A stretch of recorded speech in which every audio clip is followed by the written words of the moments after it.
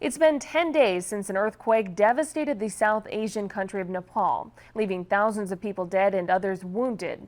While relief efforts continue, one Bismarck doctor continues to check up on his family halfway around the world. Karina Capabianca has this story. Footage of devastation following Nepal's recent earthquake has rattled the world. But for one Bismarck doctor, the natural disaster hits home. My parents are there, my sister, her children are there. They're still sleeping outside. It's been about 10 days now, and everybody's still sleeping outside. My house, luckily, is still standing, but it's got a lot of cracks in it. And the problem with an earthquake is there's a lot of aftershocks going on.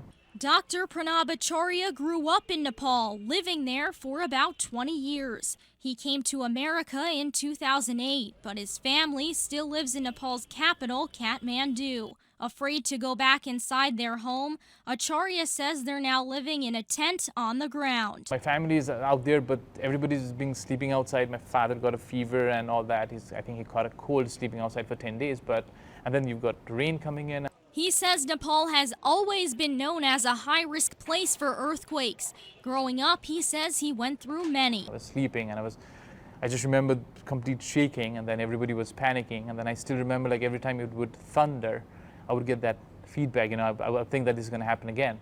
But he says the scale of the recent quake was unprecedented.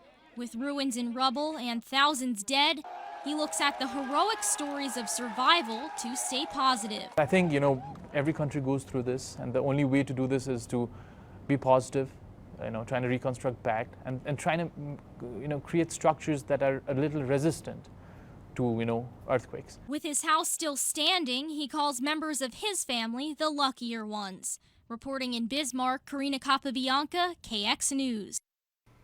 He says it took him about 6 hours from when he first heard the news about the quake to get in touch with loved ones, but he says communication has been made easier through social media.